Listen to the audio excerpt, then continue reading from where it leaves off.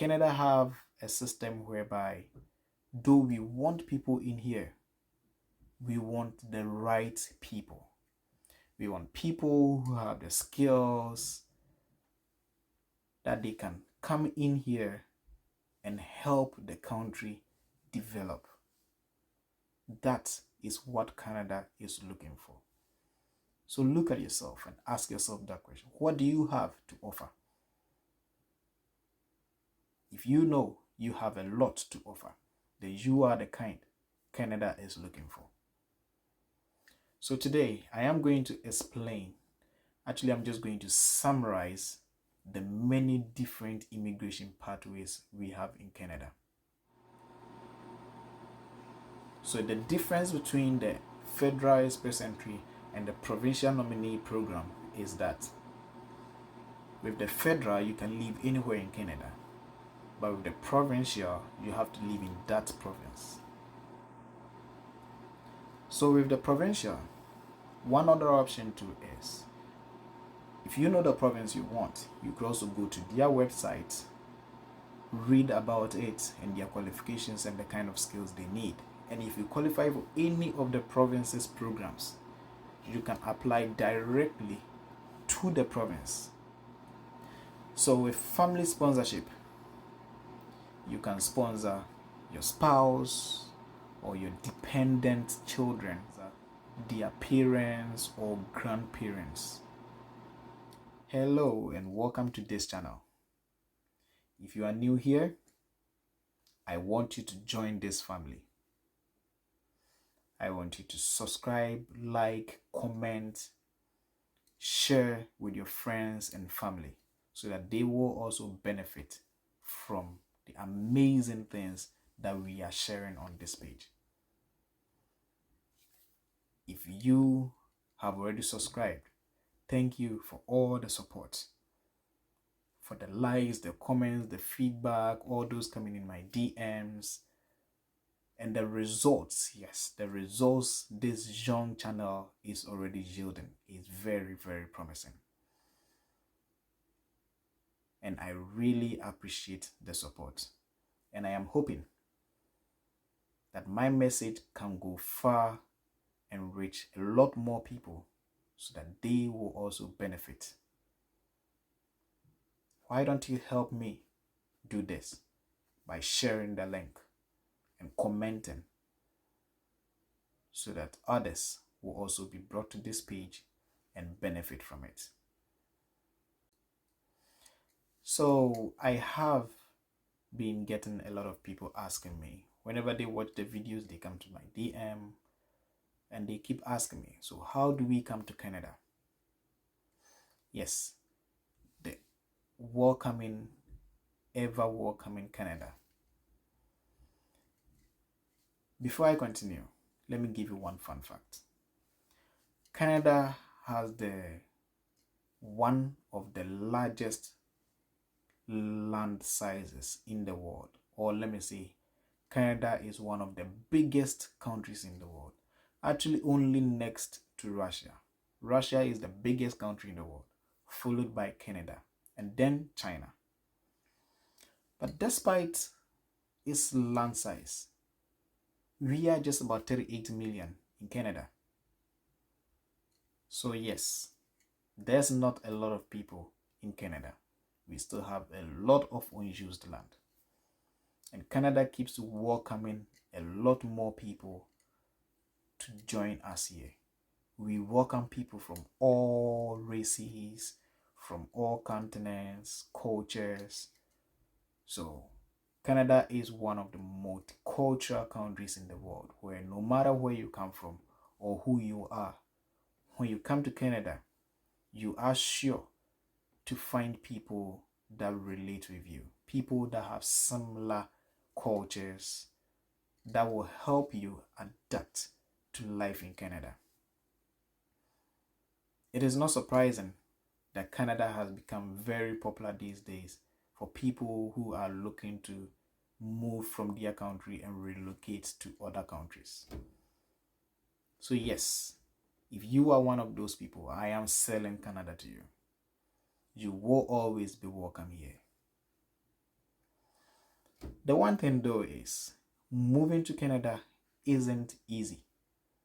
Yes, unlike places like US where they have the lottery system where you don't really know whether you're going to get in or not, but people still get in. Canada have a system whereby though we want people in here, we want the right people. We want people who have the skills that they can come in here and help the country develop. That is what Canada is looking for. So look at yourself and ask yourself that question. What do you have to offer? If you know you have a lot to offer, then you are the kind Canada is looking for. So today I am going to explain, actually I'm just going to summarize the many different immigration pathways we have in Canada. A lot of people only know you can come to Canada as a student or a visitor. Yes, those are popular pathways, but you don't always have to come as a student. Coming as a student isn't the only pathway there is. And I think though coming as a student is a bit more direct, it is also arguably the most expensive because you come in, you have to school, you have to pay tuition fees and all of that. So yes, coming as an international student is one of the most expensive and challenging paths, even though more direct. Now, Canada have these systems in place where if you do qualify for it, you just apply. And like magic, you get in. So what are these systems? Now let me start. So I will begin with the express entry. So Canada have the Federal Express Entry Program. And when I say federal, that is because Canada is a federal country where the big land is divided into provinces. So we have 10 provinces and 3 territories. So let me put it this way. It's more like we have 13 different countries coming together to become one. So all these 13 different countries or provinces manage themselves and have their own governments, provincial governments. And then they all come together to have the federal government overlooking all of them. That is the system Canada runs. So the express entry is run by the federal government, which means if you do qualify to come to Canada through the Federal Express Entry Program, you will be able to live any part of Canada, in any province.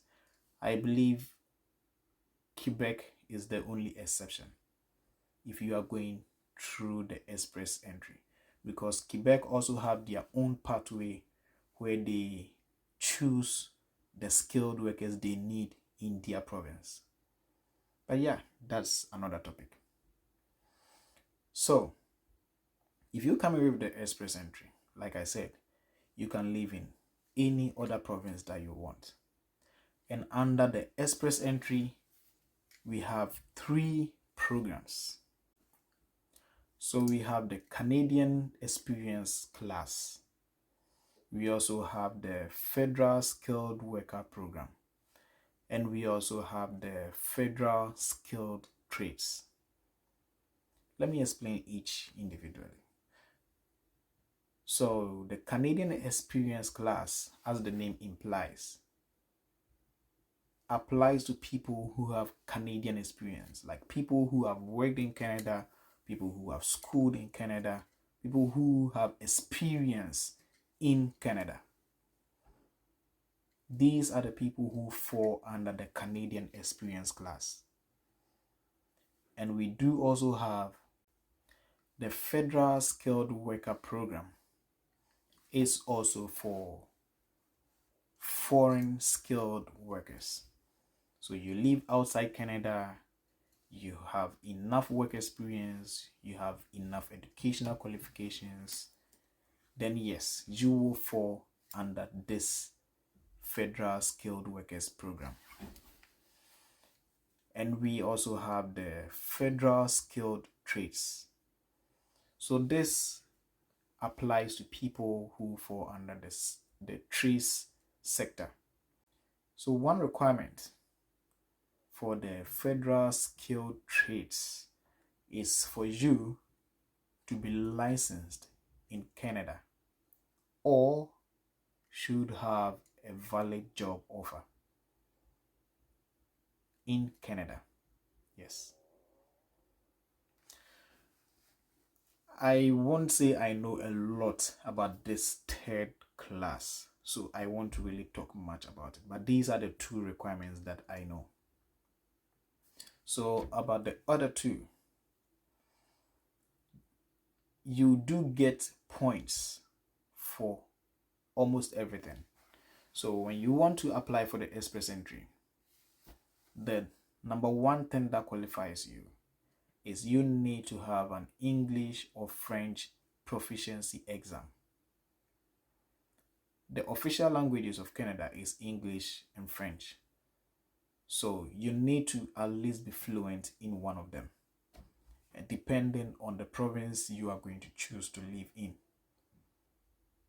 So if you have, say, an IELTS score of, say, 7, yes, that is good enough. There's a number of points that you're going to get under that. Your age will give you some points. How many years have you been working continuously? That will also give you some points. What is your highest educational attainment? That gives you some points. Do you have a job offer in Canada? That gives you some points. So there are a series of questions that you are going to be asked, and your response have points attributed to them. So at the end of the day, your points are added up. And when you apply for the express entry, when your application is submitted, then you end up in the express entry pool. So the government holds a draw periodically.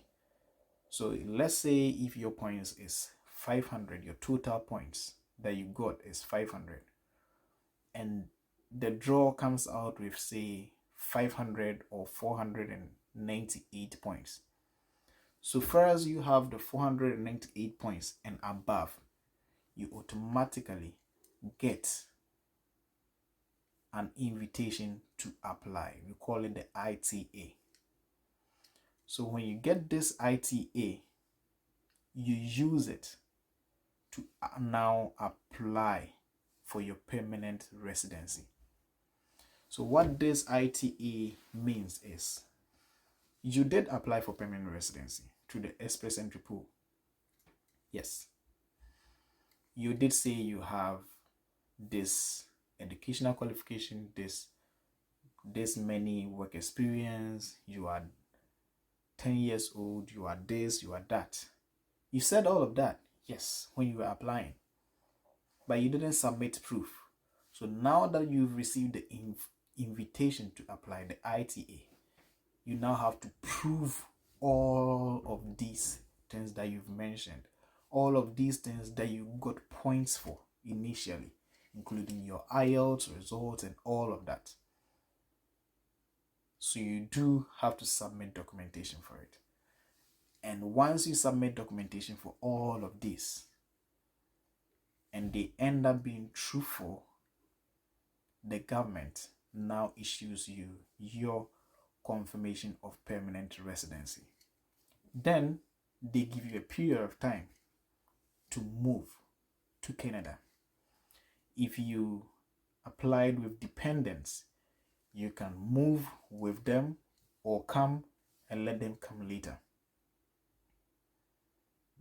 But yes, your dependents, your spouse, all qualifies under you with the express entry. And you all move in as permanent residents.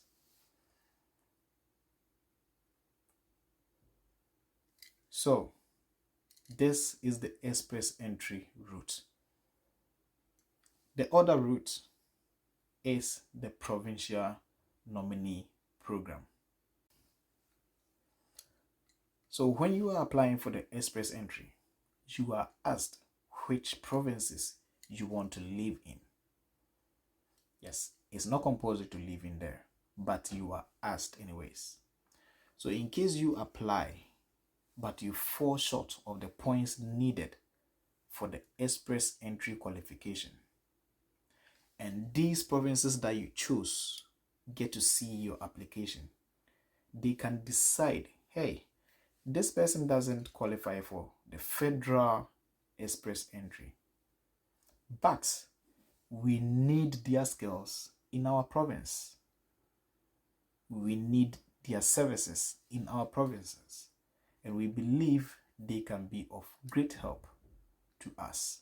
So hey, let us invite the person. So in this case, it is the province nominating you, which is a whole other process where you'd have to apply to the province, submit some documents and everything. And at the end of the process, you get, I think, 600 points automatically if you are nominated by a province. And once you get that points, in addition to what you had before, you automatically qualify for the next draw of express entry. So now they bring you back to the pool with your added points, and once you qualify for the next draw, you receive the invitation to apply, like I explained before. And then the process goes through just like the federal express entry. And when you gain your permanent residency, this time, because you were nominated by a province, you have to move to that province. That is where you have to set up your residency and settle. So the difference between the federal express entry and the provincial nominee program is that with the federal, you can live anywhere in Canada, but with the provincial, you have to live in that province. So with the provincial, one other option too is, if you know the province you want, you could also go to their website, read about it and their qualifications and the kind of skills they need. And if you qualify for any of the province's programs, you can apply directly to the province. And if they accept your application and take you through the process, then you can move to express entry. So you don't always have to wait and apply for express entry for the province to reach out to you. Sometimes, and for most provinces, you can apply to the province directly by yourself. And once everything is sorted there and approved for you at the province, you still get put in the express entry pool and then qualify, and then you get your permanent residency. I hope I am making sense here. So one other means people use to immigrate to Canada is through the family sponsorship. Yes, family sponsorship. But it's not what you're thinking.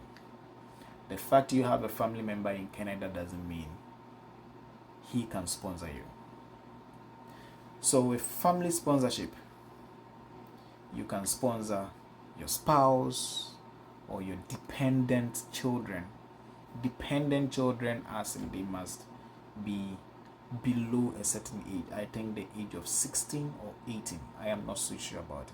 But yes, your dependent children also qualify to be sponsored by their permanent resident or citizen parents who live in Canada. And permanent residents or citizens can also sponsor their parents or grandparents to also move to Canada as permanent residents. The difference here is with sponsorship for dependent children and spouses, you can apply anytime. But for that of parents and grandparents, they open it occasionally. So suppose it is opened now, you can apply to show interest that you want to sponsor your parents and grandparents. And after that, another one will open where you are now allowed to submit their documents so that the application processing can begin. So the processing for your parents and grandparents are a little bit complicated, and also not anytime you want. It takes time and have a lot more qualifications, eligibility qualifications that you have to meet. If you don't meet those, yes, you have parents, but you still can't bring them. I also know you can also sponsor your adopted children. There are a few other pathways to use to immigrate to Canada, most of which are not so popular.